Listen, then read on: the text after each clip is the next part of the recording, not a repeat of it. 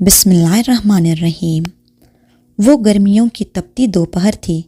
دفتر سے میں نے چھٹی لی ہوئی تھی کیونکہ گھر کے کچھ ضروری کام نپٹانے تھے۔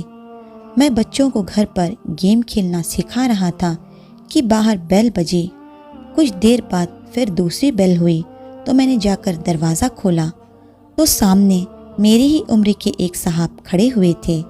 انہوں نے نہایت تہذیب کے ساتھ سلام کیا، السلام علیکم۔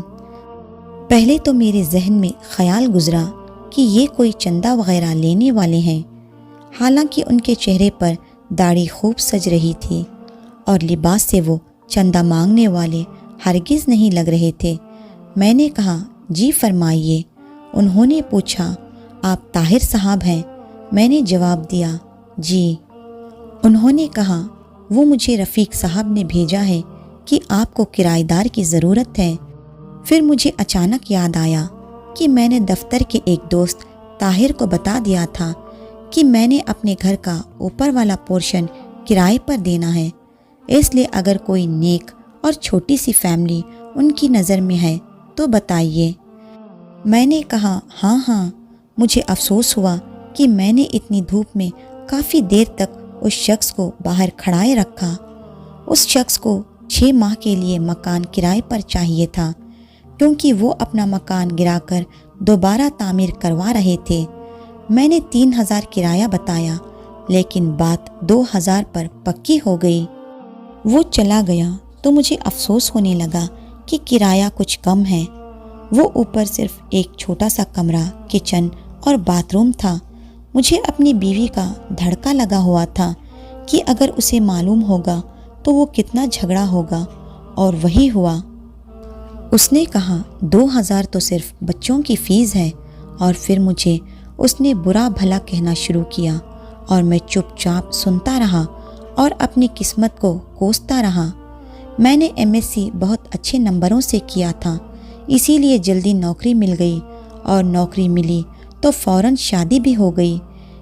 میری بیوی بھی اچھی خاصی پڑھی لکھی تھی، اس لیے وہ بھی ایک انگریزی اسکول میں پڑھاتی تھی۔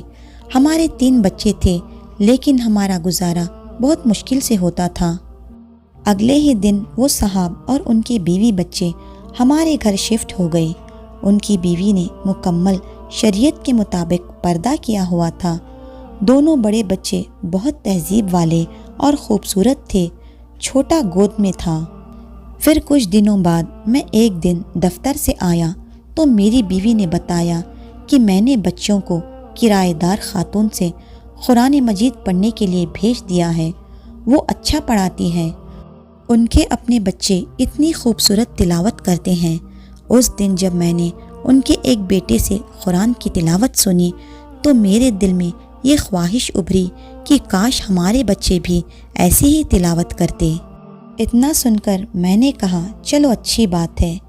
پھر ایک دن میں باہر جانے لگا تو اپنی بیوی سے پوچھ لیا کہ وہ پارلر جائے گی تو لے چلوں، کیونکہ پہلے تو وہ مہینے میں 3-4 مرتبہ پارلر جاتی تھی اور اس مہینے میں ایک بار بھی نہیں گئی۔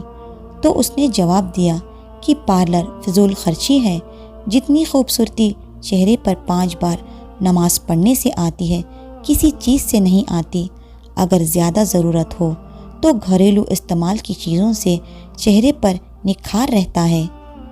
پھر ایک دن میں کیبل پر ڈرامہ دیکھ رہا تھا تو میرے چھوٹے بیٹے نے مجھ سے بغیر پوچھے ٹی وی بند کر دیا اور میرے پاس آ کر بیٹھ گیا۔ کہنے لگا بابا یہ سب بیکار چیزیں ہیں، میں آپ کو اپنے نبی کریم آپ صلی اللہ علیہ وآلہ وسلم کا واقعہ سناؤں گا۔ اس کے ٹی وی بند کر دینے پر مجھے غصہ تو بہت آیا، لیکن اپنے بیٹے کی زبانی پر واقعہ سنا تو میرا دل بھر آیا، اور میں نے اس سے پوچھا یہ تمہیں کس نے بتایا؟ اس نے کہا ہماری استادنی نے، جو ہمیں قرآن شریف پڑھاتی ہیں۔ وہ قرآن مجید پڑھانے کے بعد ہمیں ہمارے نبی اور صحابہ کے قصے بھی سناتی ہیں۔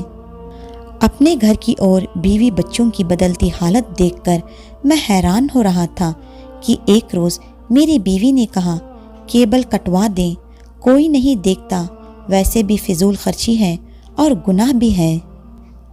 پھر میری بیوی نے کئی دنوں کے بعد شاپنگ کا کہا تھا۔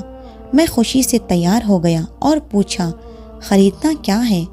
تو اس نے کہا میں پہلے کتنے شریعت کے خلاف کام کرتی تھی، آپ نے کبھی مذاق نہیں اڑایا تھا، آج اچھا کام کرنا چاہتی ہوں تو مذاق سوجھ رہا ہے۔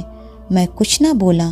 پھر کچھ دن بعد اس نے مجھے بہت سارے پیسے دیے اور کہا فریج کی باقی قیمت ادا کر دیں تاکہ اور ہمیں قسطیں نہ دینی پڑیں۔ وہ مسکرائی۔ جب انسان اللہ کے بتائے ہوئے کام پر چلنے لگے تو برکت خود بخود آ جاتی ہے۔ یہ بھی کرایہ دار خاتون نے بتایا ہے۔ سکون میرے اندر تب پھیل گیا۔ میری بیوی اب مجھ سے نہ کبھی لڑتی ہے اور نہ ہی کبھی شکایت کرتی ہے۔ بچوں کو وہ گھر میں پڑھا دیتی ہے کیونکہ وہ بھی بچوں کے ساتھ قرآن مجید پڑھنا سیکھ رہی تھی اور خود نماز بھی پابندی کے ساتھ پڑھنے لگی تھی اور بچوں کو سختی سے نماز پڑھنے کی ہدایت کرتی تھی۔ تب مجھے احساس ہونے لگا کہ نجات کا راستہ یہی تو ہے۔ پیسے اور عیش و آرام سکون نہیں دیتا، اطمینان تو بس اللہ کی یاد میں اور اس کے حکموں پر عمل کرنے میں ہے۔ پھر میں اپنے اس دن کو یاد کر رہا تھا جب مجھے 2000 کرایہ تھوڑا لگ رہا تھا۔ آج سوچتا ہوں تو لگتا ہے کہ وہ اتنا زیادہ تھا کہ آج میرا گھر سکون سے بھر گیا۔ پیارے بھائی بہنوں، آپ بھی اپنی تھوڑی سی کوشش سے نماز اور اللہ کے ذکر سے اپنے گھروں کو رحمت اور برکات سے بھر سکتے ہیں، کیونکہ اللہ کے ذکر میں جو سکون ہے وہ اور کسی میں نہیں اور ہماری آخرت کا ذریعہ بھی ہے۔ سٹوری کیسی لگی کمنٹ سیکشن میں ضرور شیئر کریں۔ انشاءاللہ جلد ملتے ہیں ایک نئی ویڈیو کے ساتھ۔ جزاک اللہ خیرن کثیرا۔